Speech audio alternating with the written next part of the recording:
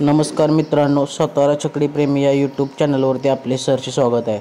आज दिनांक 3 जून 2024 आज मौजे पोंबर्डी तालुका भोर जिल्हा पुणे येथे भव्य दिव्य ओपनच्या बैलगाडा जंगी शर्यतीचं मैदान आहे आणि या मैदानामध्ये आपल्या सर्वांचा लाडका सप्त हिंद केसरी बकासूर दाखल झालेला आहे। मित्रांनो, आजच्या मैदानामध्ये बकासूरचा पैरा कोणता सगळ्यांना आतुरता लागलेली असते, ती म्हणजे बकासूरचा पैरा नक्की कोण असणार आहे।